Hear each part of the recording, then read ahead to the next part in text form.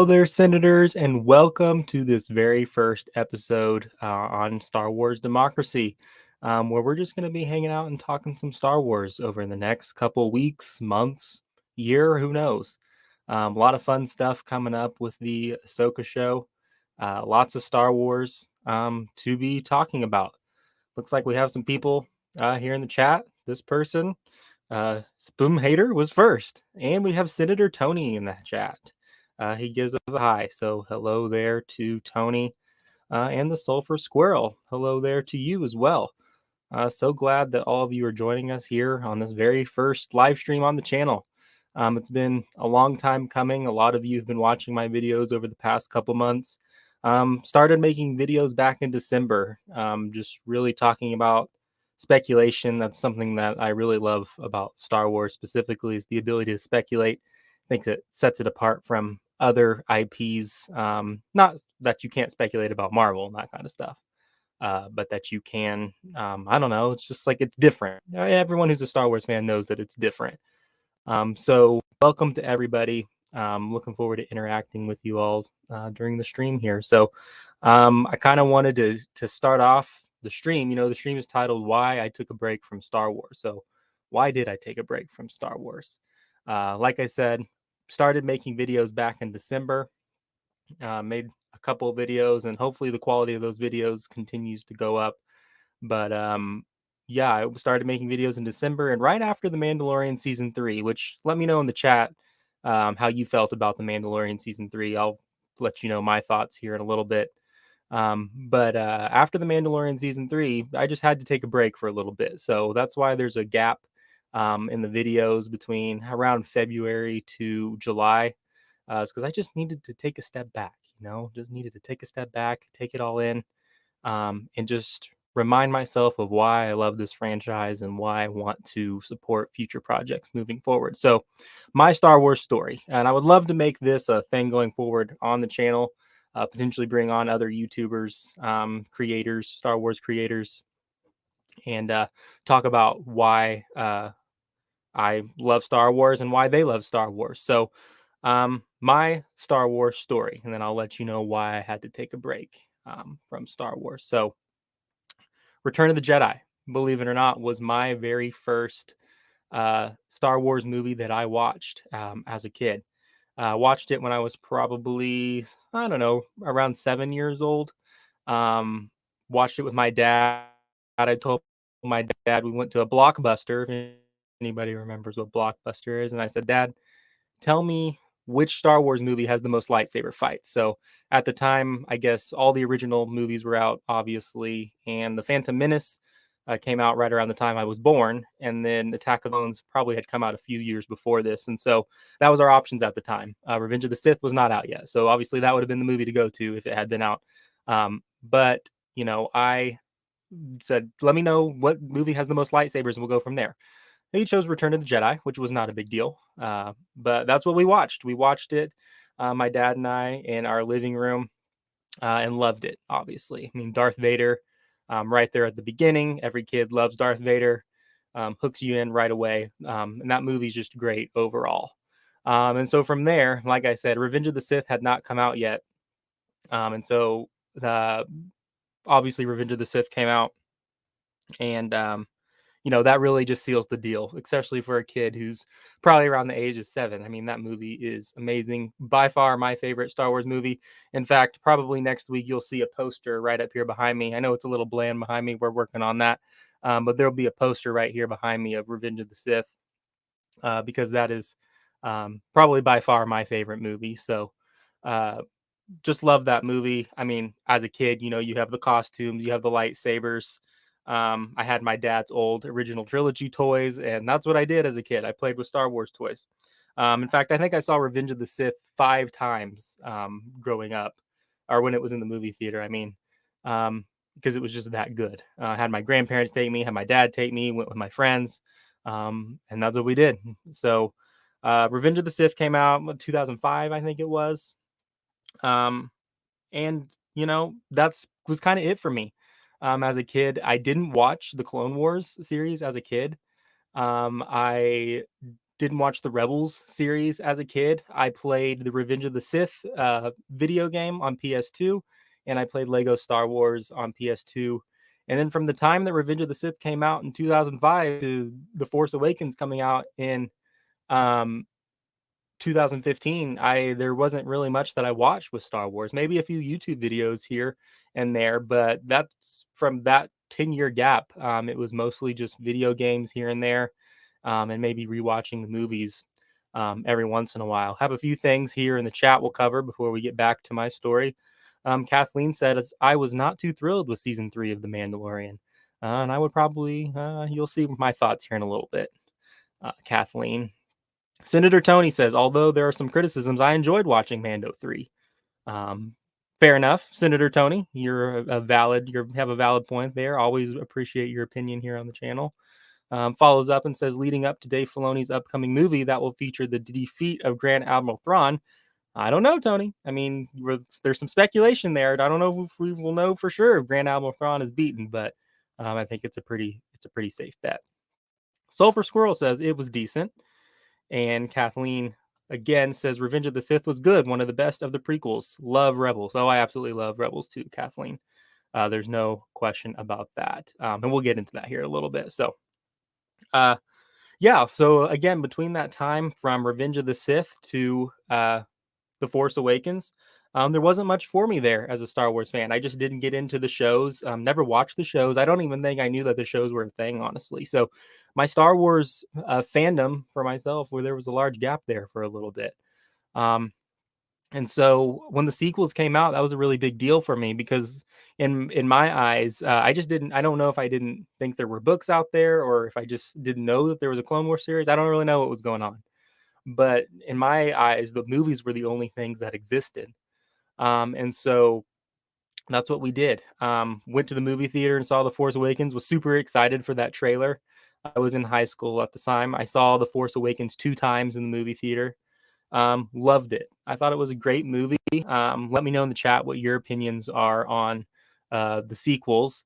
But The Force Awakens, I thought it was a very good movie. You know, I thought it was very different from the prequels and from the originals, obviously. But at the time, like I said, I was in high school, didn't really have too much of an opinion on it. I was just glad to have more Star Wars movies coming out.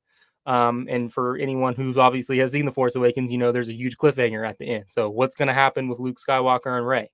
You know, we had 2 years to speculate. The Last Jedi trailers coming out. The trailers were great. Looking back on it, obviously Rian Johnson was probably dropping some hints in those trailers that maybe fans weren't catching on to. And you'll have to let me know what your thoughts are on the sequel trilogy. Like I said, Senator Tony here says Force Awakens was great, not so other TWP. I guess you're saying that the other 2 were not so great. Oh yeah, right here, 2 other 2 not so great. So I would probably have to agree with that. And side note there, between The Force Awakens and The Last Jedi is really where I also got into YouTube. You know, Star Wars Theory, obviously a big channel, big creator here on YouTube. Watched him. Didn't watch Josh with the Den of Nerds during that time. I guess it was probably mainly Star Wars Theory and Star Wars Explained if he was on at that time. And I really fell in love with this idea of theories, right? Because as a kid, growing up watching Revenge of the Sith, there was nothing else that came out after that in terms of movies, or live action movies at least. But with the sequels, you have the ability to speculate, right? You have the ability to think, okay, what's going to happen in Episode 8? They leave you with this big cliffhanger, and that's it. Let's see here. We got some things in the chat. Kathleen says, I wish I could scrub Rise of Skywalker out of my brain. Don't disagree with you there, Kathleen. Journeyman, love my man Journeyman, says, I think I became more critical of all the movies, therefore I can't really like anything anymore. It's fair enough, Journeyman. You know, you and I share similar opinions on that. Sulfur Squirrel here says, Rey had too much power too early. That's a fair criticism, Senator.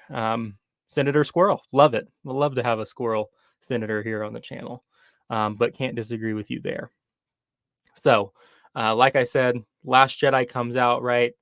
Um, it's just not good. What can I say? Everyone have to let me know their opinion here in the chat, but it's just not good in my opinion. I remember sitting in that movie theater actually with Journeyman, so shout out to Journeyman for being here with us today. But sitting in that room and watching, I knew right off the bat it was not going to be good with the Poe and General Hux scene. Um, and I think there was like the your mom joke in there or something somewhere. Otherwise, I knew it was not going to be good. I was like, this feels completely different, completely foreign to what I've known from all the other Star Wars movies and content I took in. And obviously felt kind of different right off the bat from uh the Force Awakens, right? It's just you could tell something was not. Uh, I have a bad feeling about this. We'll just put it that way. I have a bad feeling about this. And then I knew that it was not going to be good when they have the throne room scene and they're fighting. They're fighting. We're never clashing lightsabers. We're never clashing lightsabers, and we still never clash lightsabers. And not to say that every Star Wars movie or show or whatever has to have a lightsaber fight, but it is kind of Star Wars. It is kind of Star Wars. So it was not good, in my opinion. It just was not good. Didn't really leave me looking forward to anything like The Force Awakens did, which I think everyone could agree with. Um, Journeyman, I just can't believe Disney had us thinking Star Wars was going to be great without George. LOL. We were the clowns. But there's hope, right, Journeyman? We'll get into that in a little bit. There is hope with the upcoming projects. Um, but despite The Last Jedi and all of its flaws, I took a break, you could say, from there for Star Wars from a little bit there. And, despite everything in the movie, I was still excited for The Rise of Skywalker. And that's where my involvement with YouTube really started to come from. I was watching Star Wars Theory, watching Den of Nerds, watching Star Wars Coffee, all of these channels trying to eat up every little last bit of speculation I can. Um, before going to the theater and watching Rise of Skywalker.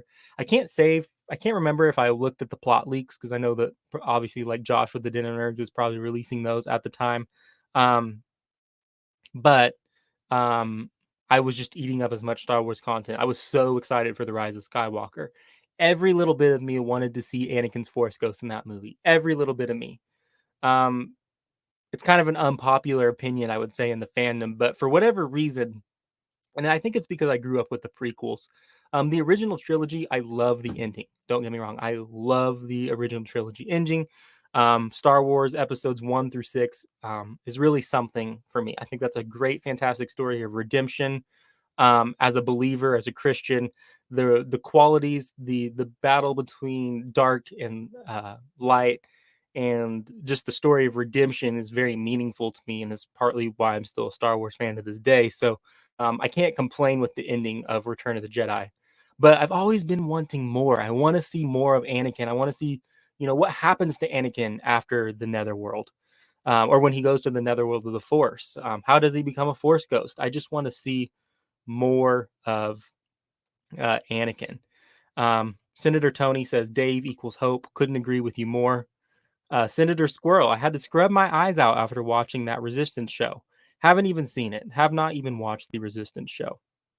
Kathleen says, I can't believe they're only going to have 3 seasons of The Bad Batch. I know, Kathleen.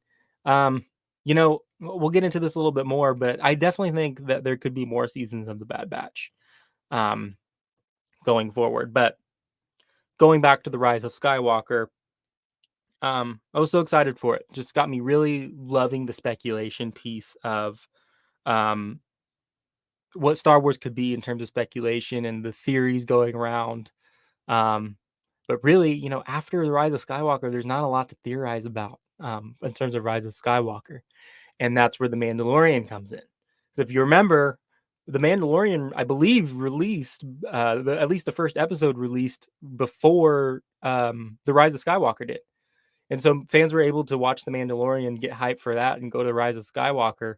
I didn't. I didn't have Disney Plus before watching The Rise of Skywalker. I had it after The Rise of Skywalker.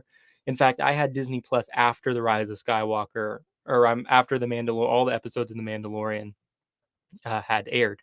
So I watched all the episodes of The Mandalorian at one time. I may not have binged it, but I think I watched an episode every day and was able to get all 8 in through 8 days. And so that's what I did. Watched The Mandalorian, loved it. Loved it. However, having only seen the movies, I was a little lost on what the dark saber was. Really having to rely on um, the YouTube creators and whatnot to go back in and kind of fill me in on what this dark saber was and things like that. And I think that's a really important point that I want to let people know is um, if you've been watching my channel, like Senator Tony and some like Journeyman, you know that I am by no means necessarily a Star Wars super fan. I love Star Wars. I love theorizing and speculating about Star Wars, but I'm somewhere, and this is kind of my motto, I'm somewhere between a casual and a super fan. I'll get up at 2 a.m. to watch the Disney Plus shows when they drop, but I don't know necessarily a lot about the lore. I'm kind of just learning as I go. And while I'm thinking about it, join me tomorrow at the same time, 8 p.m. Central, where we're going to be talking about the Thrawn novel. I haven't read the Thrawn novels. I don't know a lot about Thrawn. I know him from Rebels. I know him from what we hear in the Mandalorian season 2, but I don't know a lot about him and his backstory. So we're going to be doing a deep dive into chapters 1 through 7 tomorrow at 8 p.m. Central. So make sure you come join us for that because we're going to be learning a lot about Thrawn. Couple things in the chat here. Journeyman, they threw Anakin out of the door for the sequels, therefore they threw Star Wars in the trash. Journeyman, love your optimism. Love your optimism, Journeyman. But as Senator Tony said, Dave equals hope. So we have hope. Kathleen, I hope so also about the Bad Batch. Sulfur Squirrel, do you know anything about the Old Republic era? Senator Squirrel, I don't. I don't know much about the Old Republic era. I haven't read the High Republic novels either. So, like I said, I'm somewhere between a casual and super fan. So that's why I'm so excited for everybody to join me on the channel as we continue making videos and do live streams, because there's so much possibilities for me to learn, and we kind of can learn together. I don't know, Soul Squirrel, if you've read the Thrawn novels, but if you haven't, or even if you have, come join me for a conversation tomorrow where we talk about chapters 1 through 7.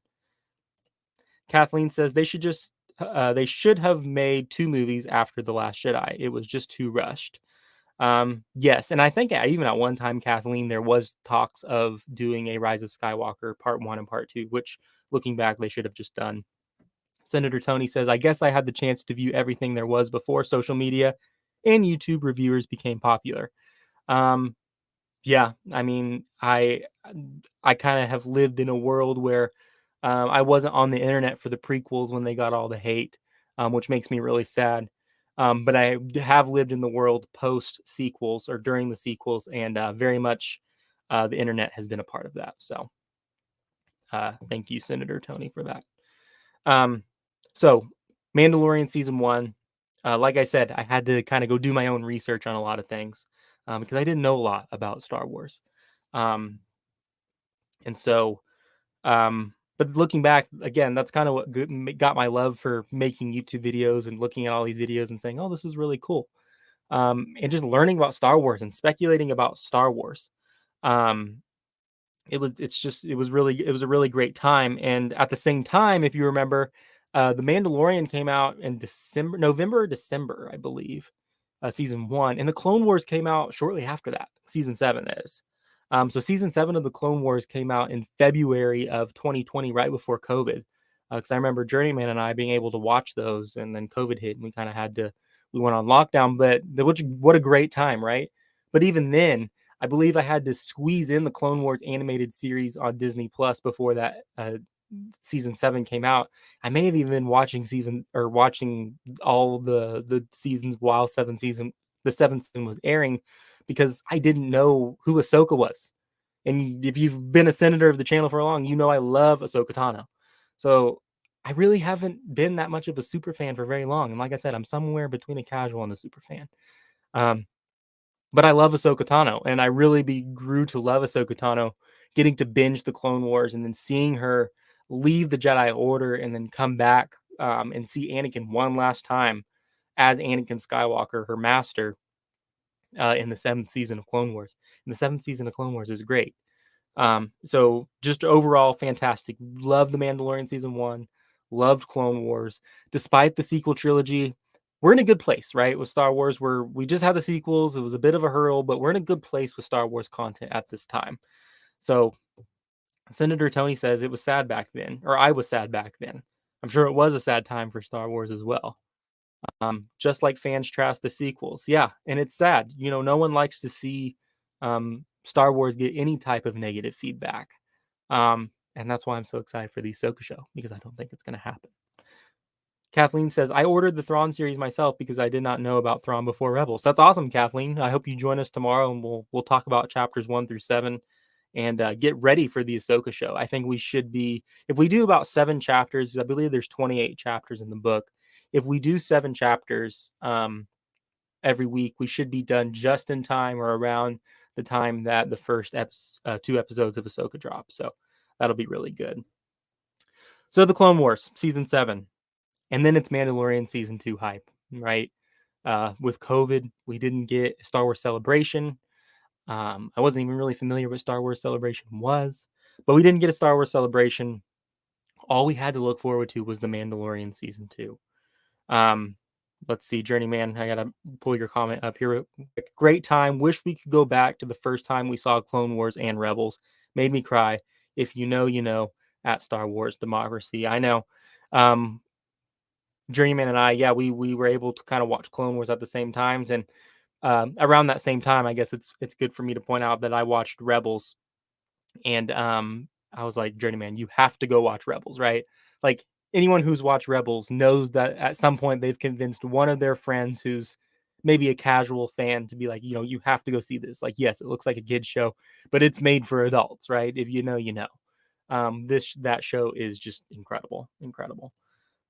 Love Star Wars Rebels. And Kathleen says, I really, really hope they do not mess up the Ahsoka series. She is my favorite also. Yeah, Kathleen, thank you for being a senator and subscriber of the channel. I focused a lot of my content around Ahsoka, not just because of the Ahsoka show coming out, because I love Ahsoka.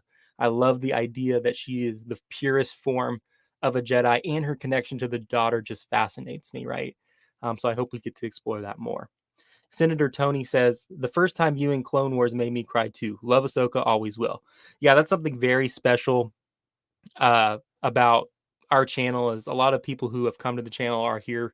My audience is here because of Ahsoka Tano. So Ahsoka holds a very, very special place in my Star Wars heart.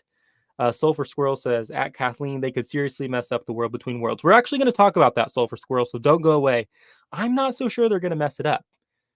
Because I don't think it's actually going to be in the show. So we'll talk about that here in a little bit. Okay, so my Star Wars story, right? Season 2 of The Mandalorian, all the hype. The trailers release. I had just graduated college at that time, so I'm watching those trailers. I'm so excited. And as we know, The Mandalorian season 2 delivers. It completely delivers on every level.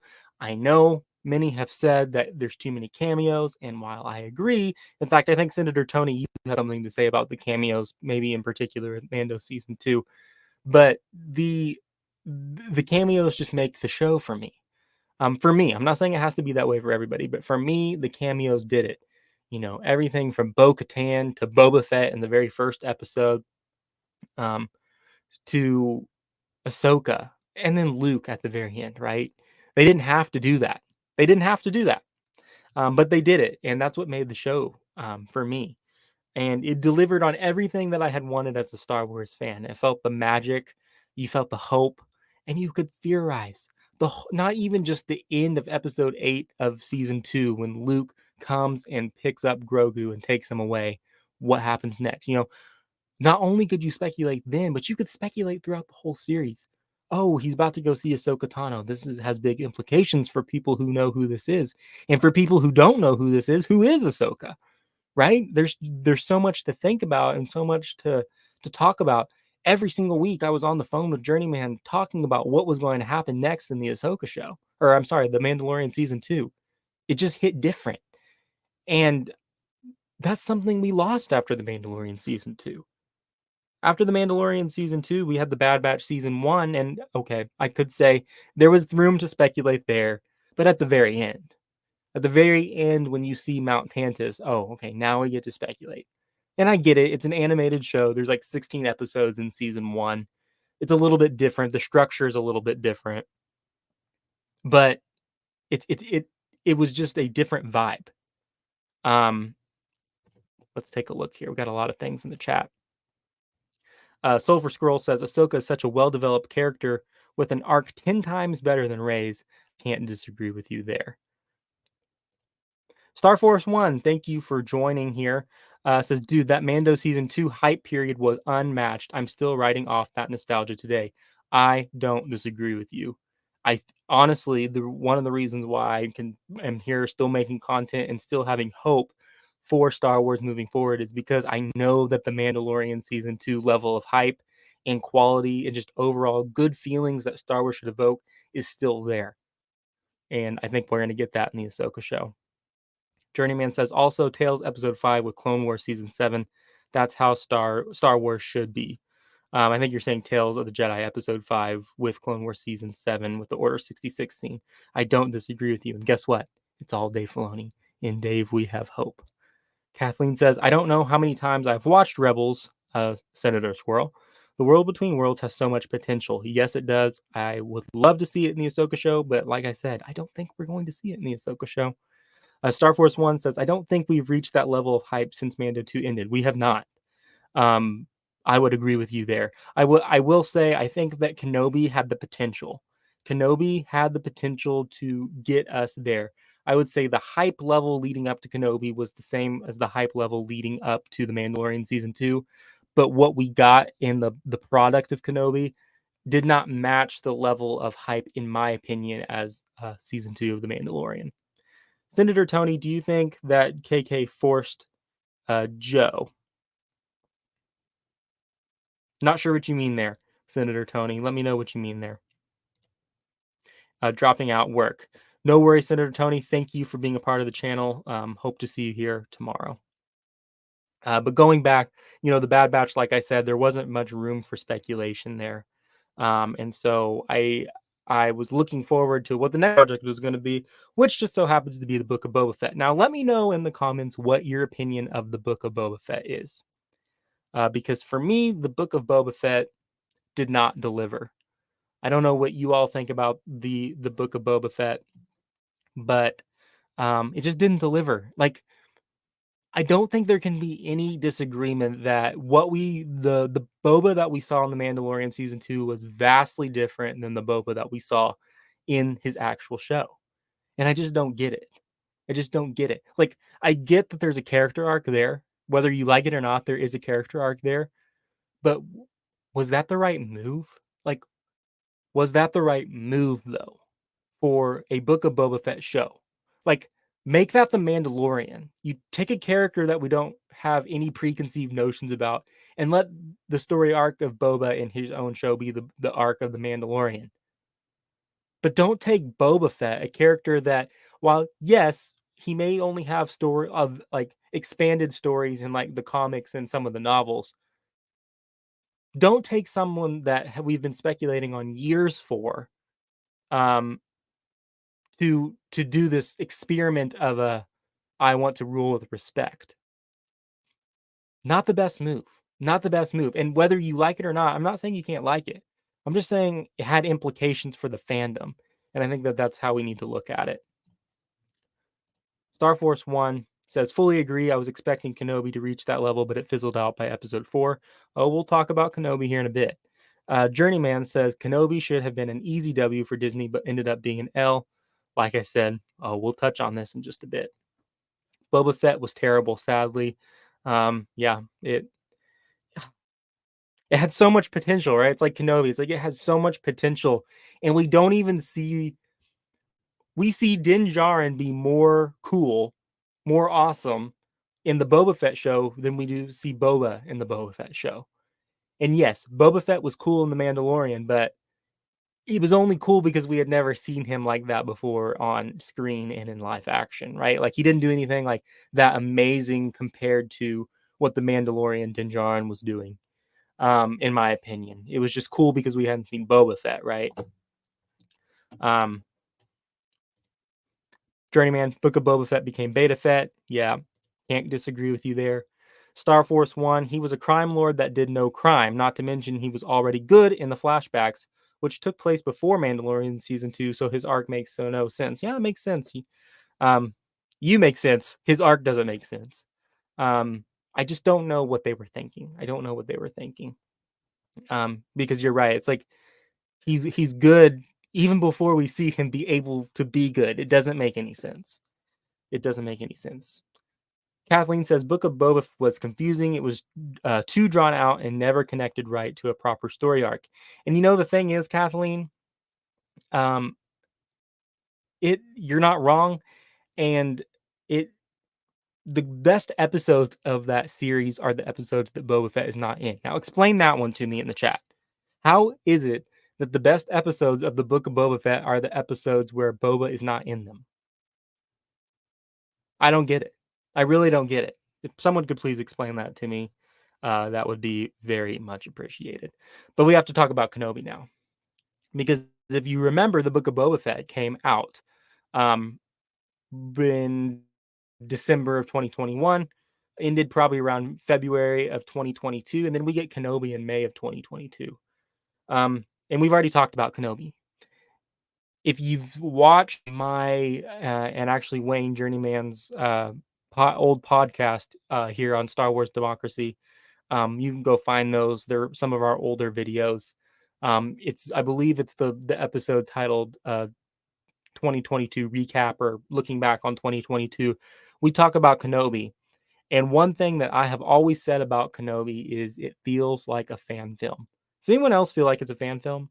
Because I feel like it's a fan film.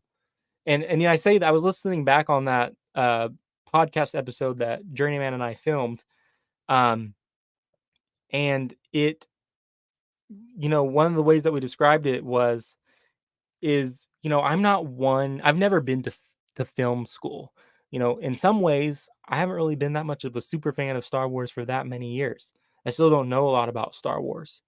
But I will say, it was noticeable, that budget for Kenobi.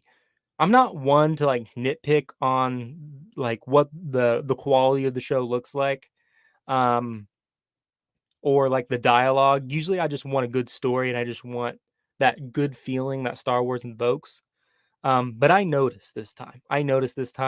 And it felt like a fan film.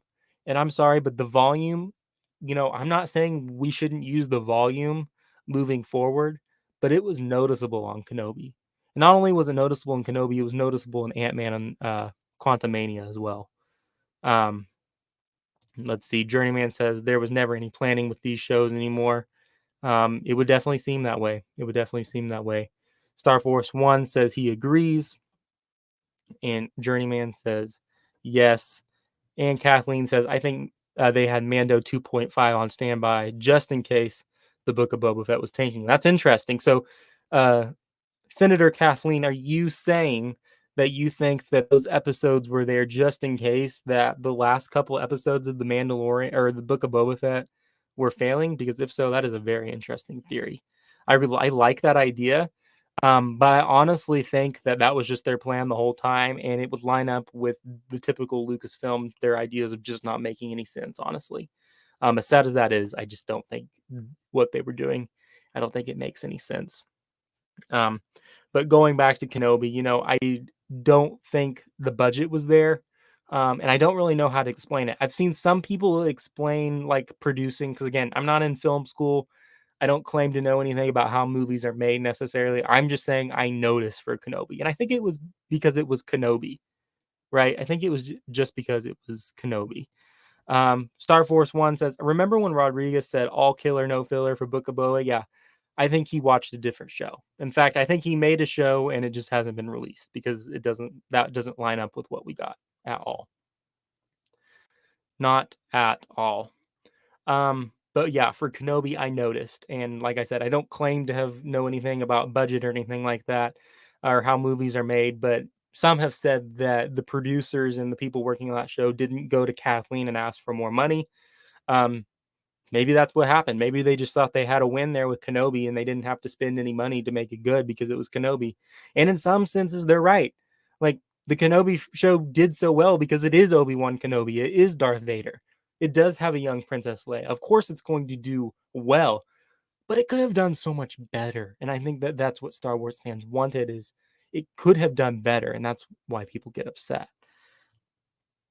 So, moving forward, and by the way, I will say the Mandalorian, Star Wars 1 has already alluded to it. We haven't hit that level of hype in a long time, since the Mandalorian season 2. And so this idea of taking a break from Star Wars, the whole point of this stream and this topic that we're focusing on right now, really goes into this idea of starting with the Book of Boba Fett, because that's where it all starts with me. This is where I knew something wasn't right, and something wasn't clicking. So you get Andor. You get Andor. Now let me know in the chat how you felt about Andor. Journeyman says, I love how Kenobi was supposed to be about protecting Luke, but yet we protect Princess Leia. Yeah, it's just Joby Harold's bad writing, is ultimately what it comes down to. Star Force 1 says, IDK if I'm alone, but I've completely stopped reading any of the novels or comics now because they've been so devalued on screen. Star Force 1, I don't know if you were here when I was talking about it, but I like to call myself somewhere between a casual and Star Wars super fan. So I really haven't read a lot of the novels. But come join me tomorrow, same time, 8 p.m. Central. We're going to be discussing the first 7 chapters of the Thrawn novel. You have to let me know if you've seen the Thrawn novel or read the Thrawn novel, but what I've read of it so far is fantastic. It's fantastic. And so I'm looking forward to speculating with you all. Senator Squirrel says, didn't feel too much like Star Wars. I don't know if you're referring to Kenobi or Andor there, Silver Squirrel, but either way, it rings true.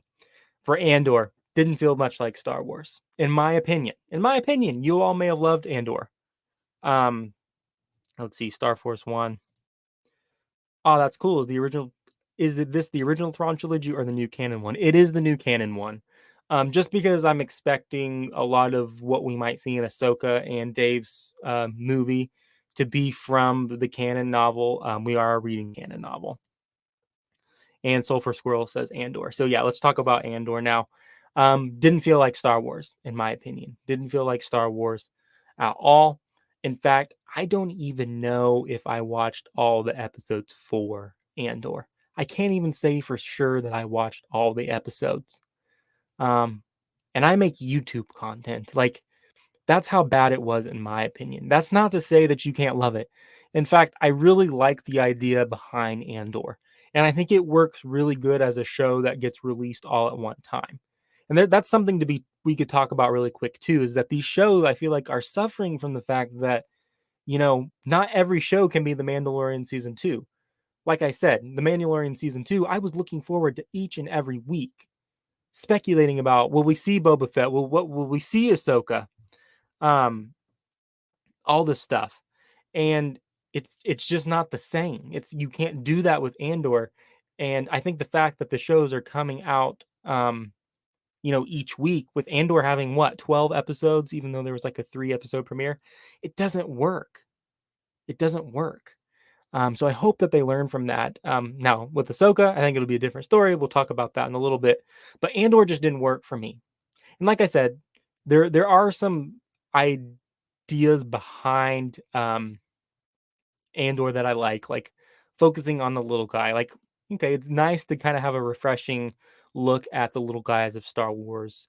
Um, the beginnings of the rebellion, rising up against the evil empire, like this dark government who rules the galaxy, like what it takes to combat that. There are some cool ideas in Andor, but it's just not the type of content that I think you can release on a weekly basis and expect fans to be excited about it. Like, put it in a novel, put it in a series and throw it all on Disney Plus at one time. Let people watch it, but don't let that be your big show coming out. And I think that's really, really why it suffered. Journeyman says Andor more like Ambor, the most boring show ever. Probably any other show could have been better.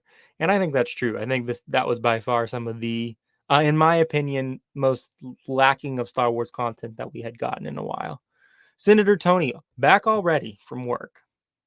Got the job done quickly. Let's see. Star Force One says, "Awesome. I enjoy the trilogy. I think you will too. Just don't rely on Dave to stay true to written material on screen." That is very true. That is very true. Should point out that Dave does like to change. From what I know, he likes to change the written for what's been written. He likes to change it. But I think there's a lot of things. Like I think in terms of speaking to Thrawn's character, reading those novels will be very helpful. Star Force One says, I didn't finish Bad Batch season 2 either. I'll talk about that here in a little bit. Kathleen says, Andor was kind of boring. Probably will not watch any more seasons of it. I liked Rogue One and was excited for it. I liked Rogue One too, Kathleen. And I will say, as much as I didn't like Andor season 1, I probably will still watch Andor season 2 because I do have hopes. I do have hope that it will be good. Journeyman says, Andor felt like doing homework. I dreaded watching it every episode. I would agree with you there, Journeyman. And then Journeyman follows up and says, very boring except when he killed the two guys in the beginning. Yeah, that was kind of it was misleading. It's like, oh, the show might be really good. And then it wasn't at all. Wasn't at all. Kathleen says, Journeyman, that is good analogy for Andor. Mine would be boring presentation at a mandatory meeting. That is also true. It's kind of like doing homework, sitting through a boring meeting. That all kind of rings true for what Andor is like. Too funny. But you also had Tales of the Jedi, right? You had Tales of the Jedi come out during Andor. Senator Tony says he won't comment. If you liked Andor, Senator Tony, feel free to comment. This is Star Wars democracy. After all, we can have differing opinions as fans. And that's what makes our audience and our senators of the channel here so unique. So we had Tales of the Jedi in there. Dave's project was fantastic, right? It was absolutely fantastic. There's not much more to be said that other than I hope that they do more, and I hope they do Tales of the Sith as well, because for all of you here, like I've said, I don't know a lot about like the Old Republic, so it would be really cool for a fan like me, somewhere between a casual and between a Star Wars super fan, to be able to go and look at those Tales of the Sith videos, episodes, and get an idea for who the Sith were, because we don't have a lot of that on screen. So, Tales of the Jedi was fantastic. Bad Batch Season 2. Now, I will say I have to give the Bad Batch Season 2 some credit here, because that's really where my channel got started. I started my channel before the Bad Batch Season 2 came out. Started making videos in December of 2022. And so a lot of my audience and a lot on top of Ahsoka comes from the Bad Batch. So I have to give the Bad Batch some credit. I enjoyed making the content during that time, but I was left wanting more every single week. Every single week I was left wanting more. And that just didn't feel right for me. And even at the end, I think it was Star Force One who said something about this, but I didn't even watch the end. I can't say for sure that I watched all the episodes of Bad Batch Season 2. I think I don't even know. Is it like Omega has a sister who works on Mount Tantus, or do they call it Mount Tantus? You'll have to let me know because I don't remember watching it. I just kind of remember some of the speculation. Around that time is when I stopped making content. Life just got busy, and I didn't have it in me to crank out the videos because it can be a lot of work. So around that time is when I stopped making content. Let's get to some of the comments here. Star Force One says they could do Tales of the Sith, Tales of the Bounty Hunters, Tales of the Clones, etc. Yeah, there's really lots of room for different stories. And what I love about it is, like I said, it partially works because they release it all at one time, right? And there's no waiting every week. And they're short episodes to begin with. So I think it's a fantastic way to release content, especially in the short form. Senator Kathleen says, I was impressed with Tales of the Jedi. Interesting backstories for Dooku and Ahsoka. Yeah, I hope they do more. And I hope that they could focus on more stories with Dooku and Ahsoka. Would love for them to focus on Ahsoka. She's my favorite. But I want them to focus on other Jedi as well. Mace Windu. Journeyman, what did you all think of Visions? Yeah, I forgot to bring up Vision Season 1. I can't talk about Vision Season 2, though, because I didn't watch it. Didn't watch Vision Season 2. Senator Scroll says, haven't seen Visions yet. Um, Follows up and says, is it good? I would say Vision season 1 is decent. Again, it works because it's not fantastic, but they released it all at one time. So I wasn't waiting every week for them to release Star Wars content. I got something right away. And yeah, it was great, but I think I can say that it was great because I didn't have to suffer through it for multiple weeks. Kathleen says, Horse One, I would love more Tales with the Clones, especially Captain Rex. Yes, it would be fantastic. Star Force One says, would be awesome. Star Force One also says Tales was incredible. However, it was also the trigger for me to stop reading the canon content since it overrode about 3 or 4 books. Haha. Yeah, you know, yeah, it's that relationship between the animated series, movies, what we see on screen versus what we read in the books is tricky, right? It's like what takes precedence here, and I think 100% of the time, obviously, we'll go with what's on screen just because that has the widest audience. But it does make it tricky for if you're wanting to not waste time and learn more about these characters. It's like, well, do you really need to read the books? Like, should you read the books? I don't know. Senator Tony says Visions allows others in various countries and animated studios to showcase their talent and storytelling. Very true. It's a very good idea overall, and I like the fact that it's not canon. Kathleen says Visions was not that good. Decided not to watch too. Yeah, I haven't watched season 2 either, Kathleen. Um, so that's Tales of the Jedi, Bad Batch season 2, The Mandalorian season 3. So we've already talked about Mandalorian season 3 a little bit here. Not that great. Not that great in my opinion. Y'all will have to let me know what you thought about The Mandalorian season 3 again here in the chat so I can bring them up on screen. But it just wasn't that great. And let me backtrack because The Mandalorian season 2 is when I had Disney Plus and new Star Wars content was releasing at the time. I got up at 2 a.m. Central Time every single night to watch The Mandalorian season 2 episodes. Same thing for Book of Boba Fett, same thing for Kenobi. And then I just didn't have it in me to do it for Andor. Like I said, I don't even know if I finished all the episodes. I think I skipped several weeks in between. I was still watching Star Wars content on YouTube, but I just didn't care. I just didn't care. And like I said, the Book of Boba Fett really where this bad train wreck begins for me. And the Mandalorian season 3 sealed the deal. It just sealed the deal. I knew after the Mandalorian season 3 that my headspace, especially wanting to create videos, was not good to continue enduring this, getting up at 2 a.m. in the morning to watch these episodes. So I stopped getting up at 2 a.m. for the episodes. I did get up for the finale, but I was left mostly disappointed with the finale of Mandalorian season 3. Star Force One says, yeah, the only disappointing thing was that at the very start of the canon reset in 2014, they announced that everything would be on the same level of canon as opposed to the EU tiers. Yeah, I know that there were some changes to how they looked at those that caused some fans to be kind of upset. Journeyman says, also, what did you guys think of Grogu and the Dust Bunnies? What did you guys pay for that? Why did you guys pay for that? That's a great point. I actually, after the Mandalorian season 3, segue here, I stopped my Disney Plus subscription because I found myself not needing to go back and watch any of the recent content. I went back and watched like several episodes in the Mandalorian season 3 over again, or season 2 over again. That Ahsoka episode is fantastic. It is not just because Ahsoka's in it. The finale is fantastic.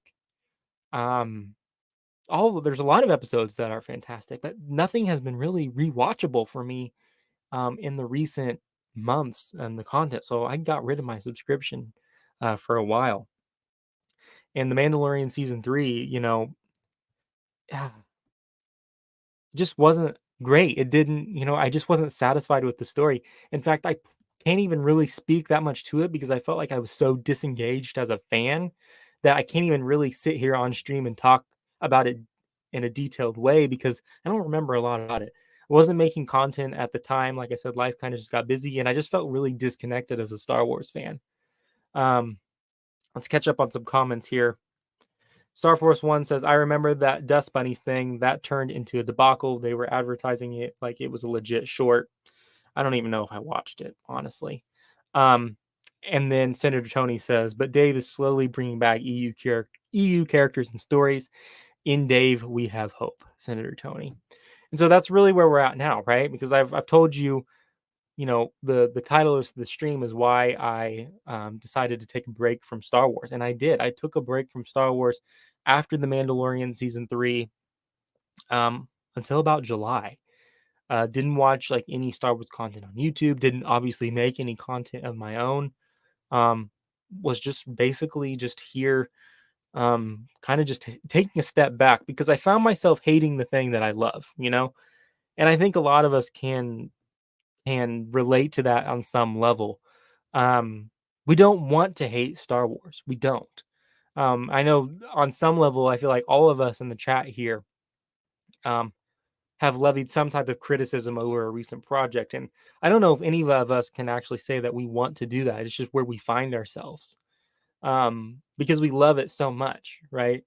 And with Ahsoka coming out, that's really what got me hype again. I knew it was coming out. I didn't make any content for the trailers or anything like that. Didn't make any content for Star Wars Celebration, but I took a break and now I'm back because I realized that number one, I loved making content and I never got to do a live stream like this. Thank you so much for all of you who have showed up to support me on this very first live stream. Didn't actually think we'd actually have all this many people here, so it's fantastic. But it's I'm just ready for Ahsoka, not because it's Ahsoka, but because Dave's involved with it, and I just have a good feeling about it. And a lot of people are saying they don't want Ahsoka to bomb, because if it does bomb, like that could literally mean the end for Star Wars. But I'm going to tell you that I don't know. Like, even if it doesn't perform as well as I think it's going to do, I think it's going to be so special that it can't really be bad for me, at least. Like, I know it can be for other people, but for me, I just don't feel like it's going to put me in a place where I have to stop watching Star Wars. I suppose there's always, I'm not, never should say never. But I just have a good feeling about it. And I think that it's going to be really, really good. From what I can tell, like I mentioned earlier, like the light and the dark is very important to me. I love that aspect about Star Wars and the redemption and things like that. We have the possibility to see Anakin's Force Ghost, which, like I said earlier, I was always left a little bit unsatisfied with what we saw in Return of the Jedi at the end. And so to see Anakin's Force Ghost come, that would be a really big deal for me. And so, and we're going to see Anakin on some level. I feel sure about that. So I just don't see what could go wrong in the show as of right now. It may not meet fan expectations, but it can't perform as badly as some of these other shows have been performing. And so I have a lot of hope. I have a lot of hope for Ahsoka. Kathleen says, The Mandalorian 3 was more like the story of Bo-Katan, don't get me wrong. I like Bo-Katan, but she should have had her own series that could bleed into a Mando episode. 100% agree with you there, Kathleen. So that leaves us with this question. What happens if Ahsoka somehow flops, even though I don't think it will? Well, I think I answered that, Star Force One. I was one step ahead of you there. But do you agree with me, though? So do you think that even if Ahsoka flops, which I don't think it will, and you don't think it will either, what will that mean for Star Wars fans? Because for me as a Star Wars fan, I don't think it could flop bad enough for me to stop wanting to watch. But that's just me. Kathleen says, I went through almost 17-year hiatus with Doctor Who and break before Clone Wars 7 after 6. Yeah. I that's a long time. It's a long time not to be involved with this franchise that we know and love. Journeyman says, Star Force 1, I took a break like Star Wars Democracy, and if it flops, I think it will be dramatic for the fans, but all we can do is criticize them until they make a change with Kathleen. You aren't wrong about that, Journeyman. Kathleen says, thank you for this channel and keep up the great work. I really appreciate it, Kathleen. Thank you so much for being a subscriber and senator of the channel. I'm hoping for a lot of cool things in the near future. So just stay tuned. We're getting really close to that 500 sub mark, which is very special for me because I didn't actually think the channel was going to grow this fast. So thank you for being a channel senator, and look forward to seeing you in more live stream chats. So Star Force One says, I agree from a personal perspective. I don't think it can flop for me, but it will probably be near a death blow for the fandom. A full reset will be needed. That's true. Like I said, I mean, we're just speaking for ourselves here. Like I said, speaking for myself, I don't think it can flop that bad for me, but I agree with you. It will break some people.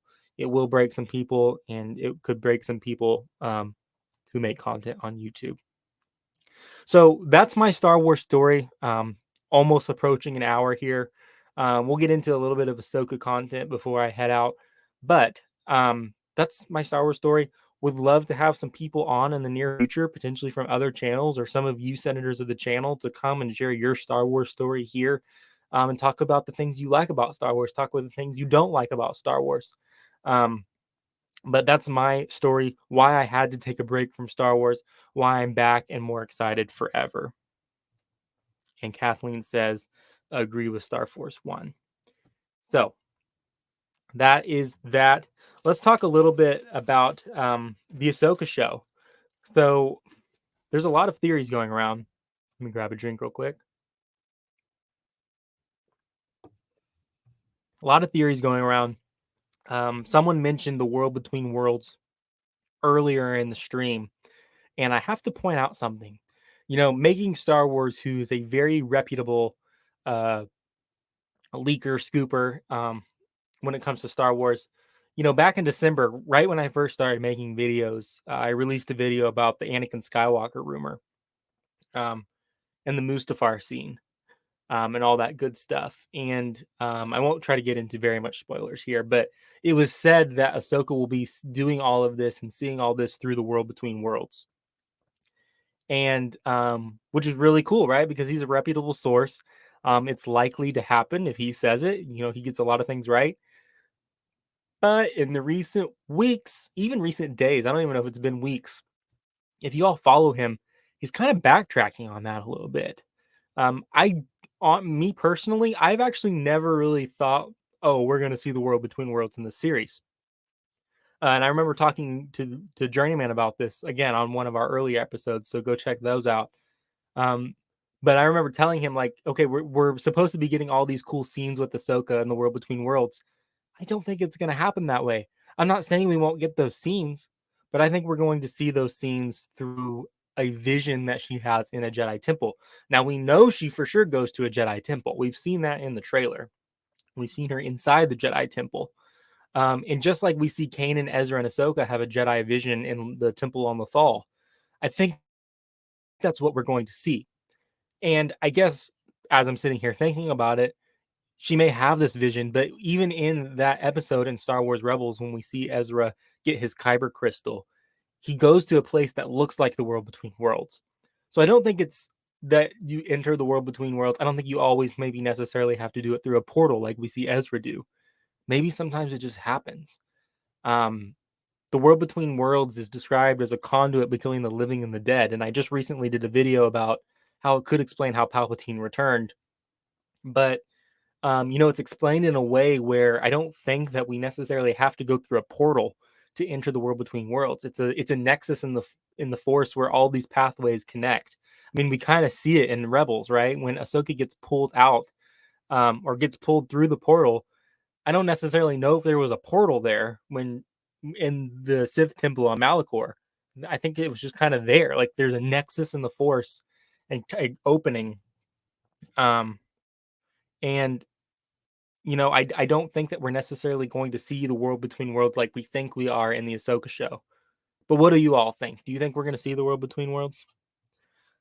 Journeyman says, so I'm really not an optimist, but why should I be hopeful other than Dave? Well, I mean, knowing you as a Star Wars fan, I know you like Rebels, and I don't think you could disagree with me when this is literally going to be Rebels season 5. Now, I will say that Dave Rosario, many people who have worked on the show say, "Oh, you don't have to see Clone Wars or Rebels to like this," and that may be true. That might be true. But at the end of the day, it's literally Star Wars Rebels season 5. Like so. Knowing you as a Star Wars fan, knowing you love Star Wars Rebels, I think you're going to be pleased. Even Kathleen, Senator Kathleen says, excited about Rebels 5. I didn't even read that comment before telling Journeyman that, but Kathleen says, excited about Rebels 5. That tin can of terror Chopper is one of my favorite characters. I think Journeyman may agree with you on that. Senator Tony says, saw that last night during my rewatch. Um, World Between Worlds equals I'll vote for it. So Senator Tony loves the World Between Worlds. I don't disagree with him. I love the idea of the World Between Worlds. Some people don't like the World Between Worlds. Some people, obviously people call it time travel. I'm not so sure that it is time travel. I'm not convinced that it is. Even Dave Filoni has said it's not time travel, and I put a little clip of that in my recent video about Palpatine. But, um, it's so interesting, right? And like again, that's one of the things I love about Star Wars is being able to speculate about these kinds of things. Like, what is the World Between Worlds? I did a lot of research on the World Between Worlds for the Palpatine video, learned a lot about it, and I think there's so much we could explore in the Ahsoka show. I don't want to go too heavy into the details in the Ahsoka show because I just feel like that might turn other fans, like casual fans, off. But I think we're going to get just enough in the Ahsoka show to be happy, if we even get the World Between Worlds at all, because I'm not convinced that we will. Senator Squirrel says, sorry guys, got to go. Thank you, Senator Squirrel, for joining us. I really appreciate your support. Star Force One says, Rebels is my favorite show. This is going to be incredible. I do wonder how the normies will take it, though, with so much homework needed. Do you think they're going to need to do homework, Star Force One? I mean, Rosario and Dave keep saying that you're not going to have to.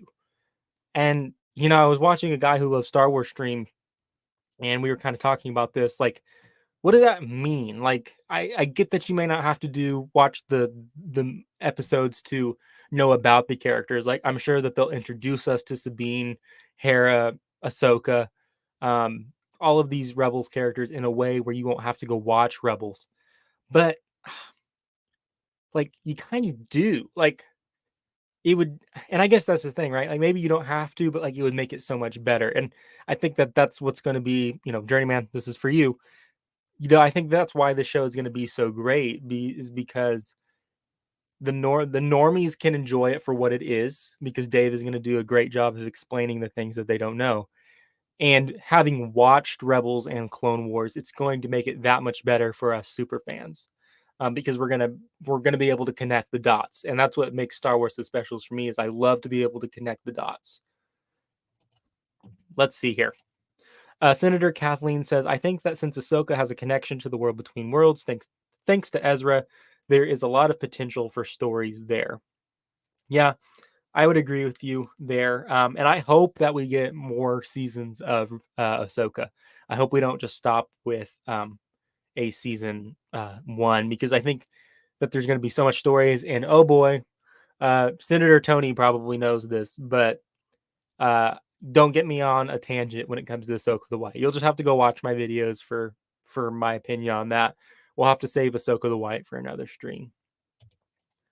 Senator Tony says it's been in Dave's head since the Mortis arc. I like to think that Mortis and the World Between Worlds are actually the same thing. I just have a feeling like they're described in the same way. Like Qui-Gon describes it as a conduit from which the entire force of the universe flows. And then Palpatine says a conduit between the living and the dead. And then you have the Mortis, the mural on the Jedi Temple with the portal, and it's so cool because you can connect the dots there too. But like, there's so much more we have to learn, right? Like, that's just what makes Star Wars so special. Journeyman says, agreed, Kathleen. Chopper drops more explicit language than R2D2. I guess we'll never know, but it's a nice fan theory. Kathleen says, it sounds like from stuff I read that it is more of that Star Wars map we see than World Between Worlds. Yeah, I think you're talking about what Baylan Skoll, his apprentice Shin, and Morgan Elsbeth, who we believe is a Night Sister. I think you're referring to that, Kathleen. And yes, I do think that is just more of a star map. But we could see the World Between Worlds. We could see the World Between Worlds. Journeyman says, I think context clues are needed for you to understand it. Yeah, like I said, I think you can connect the dots a lot better having seen Rebels and Clone Wars, but I don't think that you have to necessarily watch it to appreciate the content. So that is very good news. Star Force One says, it's a slight worry I have because I saw a lot of normies complaining after Mando 2. and Book of Boba Fett. Haha. Um, Not sure. We've talked about so much. I don't know. Remember exactly um, which one you're talking about. I think you're referring to just the idea that Ahsoka may flop. Um, but I have faith. I have faith in Dave. And I think going back to the world between worlds, because like I said, I don't even know if we're going to see the world between worlds in this show. But um, that video I made a few days ago about Palpatine being resurrected through the netherworld of the Force um, has really big implications, I think, for potential things we could see in Ahsoka. Um, but also like what we could see in like Dave's upcoming Star Wars movie, and even the Rey movie. So I was looking at a Screen Rant article, and I'm not going to pull it up today because I think I don't want to break the stream the very first time, or else I would pull up the article. So just bear with me here. But there's a Screen Rant article that was titled "Star Wars Theory Reveals Rise of Skywalker Sets Up Rey's Next Movie and Kylo Ren's Return." So there's this theory out there uh, circulating right now. I know Mike, with the guy who loves Star Wars, made a video on it. I made a video on it. That a book titled "A Star Wars Book" or "The Star Wars Book," one of those two, is released in 2020, calls the world between worlds the netherworld between worlds. So not just a world between worlds, but a netherworld between worlds. That's interesting. That's really interesting because this idea of a netherworld would mean the afterlife. And we hear Palpatine call the world between worlds a conduit between the living and the dead. So, and then to take it one step further, this calling it the netherworld between worlds was actually done so in the book by the Imperials who were on Lothal excavating the Jedi Temple. So all these connections leading to this idea, this theory that the world between worlds not only is a place where like the cosmic and living force meet, and it's a nexus of time where all time is happening at once, but it's also the afterlife. Now that's interesting. So was Palpatine trying to find the world between worlds not only to obtain this level of power, but also because he wanted to resurrect himself, which we know happens in The Rise of Skywalker. So that's what this article talks about. It talks about the idea that The Rise of Skywalker literally breaks Star Wars.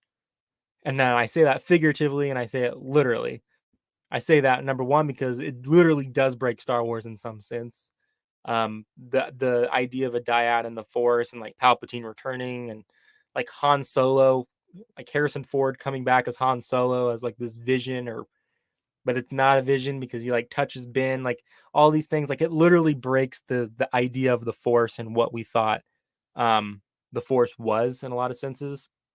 But so it literally does in that aspect, but figuratively, like the theory is that like it literally broke the Force. The Force broke, and on Exegol, Palpatine was able to return through the netherworld between worlds, and that's why you hear all these Jedi who didn't necessarily learn how to become a Force ghost, but you can hear them on Exegol speaking because like somehow this netherworld of between worlds broke. Palpatine comes out of it, and there's like the barrier is thin between the living force and the cosmic force and what's in between there.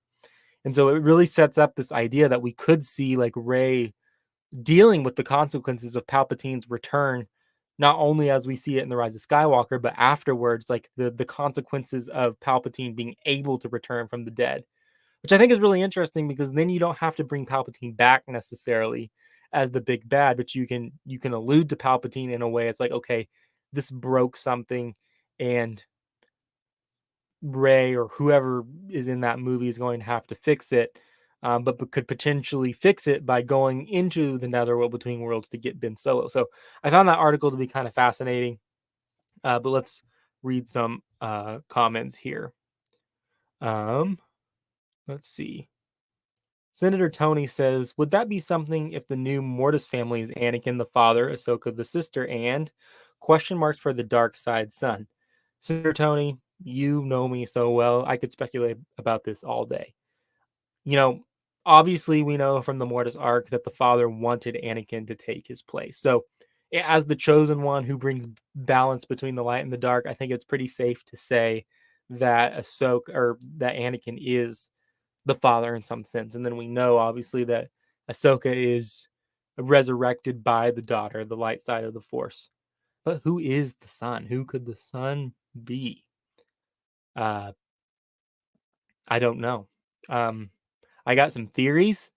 My working theory is that Ezra, like if we were going to see like force beings take the place of the Mortis gods, like my working theory would be like Ezra would kind of fit that mold. Um, but it's just a working theory. Senator Tony says, "Sorry, daughter equals sister. We knew what you meant." Kathleen says, "Somehow Palpatine has returned. He did indeed, and I hope that they explain that better than what they have done so far." Journeyman says, "Yes, with subtitles. It's something that needs to happen. Marvel is going R-rated. Star Wars needs to now." Don't know if I agree with you there, but Chopper is definitely something. Senator Tony says, "Maul." Now, that'd be interesting. Maul is dead, though, so well, I guess Anakin technically is too. I don't know. Maul seems too dark side for me. It's like the interesting thing about the dark side and the sun is like people get confused about the arc, I think, because the sun being the embodiment of the dark side does not necessarily mean that he is a Sith or has given into his anger. That arc just represents the natural balance of life. There can't be light without dark. There has to be balance. But it also shows what happens when someone who does use the dark side falls into their anger, falls into their hate, develops that selfish attitude and lust for power, and gets corrupted by the dark side. So I feel like Maul would be too strong of a choice maybe there. Um, but you did follow up and say Ezra would be an excellent choice. I just have this feeling that, we see Ezra have so many dark side tendencies in the first place that I think it would be you know, I just think it's possible that someone like him could take the place of the sun, in figuratively speaking. We do see Ezra close the portal on the fall. The daughter opens it, the son closes it. And so we know he has some type of power. He's obviously able to get to the temple anyway.